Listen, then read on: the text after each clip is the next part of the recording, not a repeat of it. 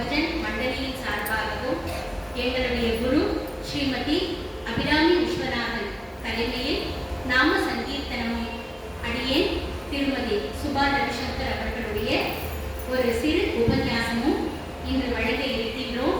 முருகப்பெருமான் எங்களை வழி நடத்த வேண்டும் என்றும் இங்கு வருகை புரிந்திருக்கும் அனைத்து பக்த கோடிகளுக்கும் எங்களுடைய பணிவான நமஸ்காரங்களை தெரிவித்து இன்றைய நிகழ்ச்சியை துவங்குகின்றோம். பொதுவாக தமிழ் கடவுள் அப்படின்னாலே முருகப்பெருமானை தான் நம்ம எல்லோரும் சொல்றோம்.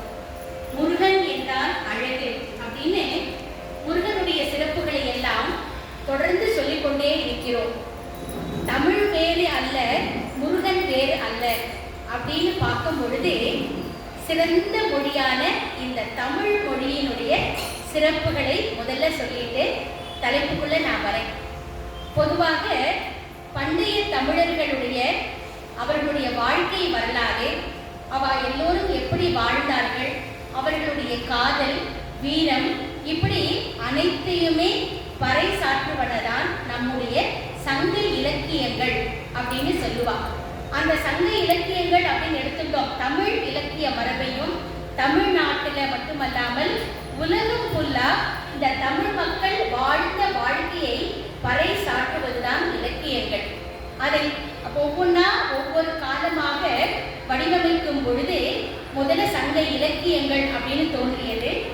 அதன் பிறகு நீதி இலக்கியங்கள் வந்தது.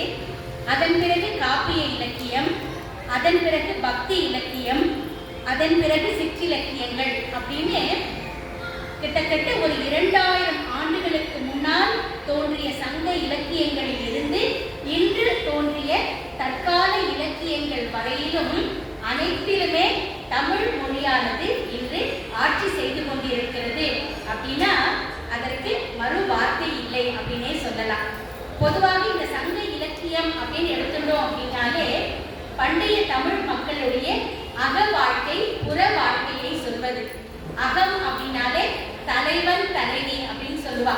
அவர்கள் இருவரும் ஒருவரை ஒருவர் எப்படி சந்தித்தார்கள், எவ்வாறு காதல் கொண்டார்கள், எவ்வாறு திருமணம் செய்து கொண்டார்கள் போன்ற செய்திகளை எல்லாம் சொல்வது அக வாழ்க்கை அப்படின்னு சொல்லுவா. புற வாழ்க்கை அப்படின்னா ஒரு அரசனுடைய வீரம், புகழ், அவன் எவ்வாறு படையெடுத்து சென்ற சிறப்புகள், ஒருவனுடைய ஒழுக்கம் அப்படின்னு அதையெல்லாம் கூறுவது புற வாழ்க்கை அப்படின்னு சொல்லுவான். இப்படி அகம் புறம் என்ற இரண்டையும் வடிவமைத்துதான் பொதுவாக 11 மேல் கணக்கு நூல்கள் அப்படின்னு முதலாக சங்க இலக்கியத்துல தோன்றியது. அதுதான் 8 தொகை 10 பாட்டு அப்படின்னு சொல்லுவான். 8 தொகை நூல்கள் அப்படின்னா நற்றிணை, குறுந்தொகை, ஐங்குறுநூறு, கலித்துறை, அகநானூறு, புறநானூறு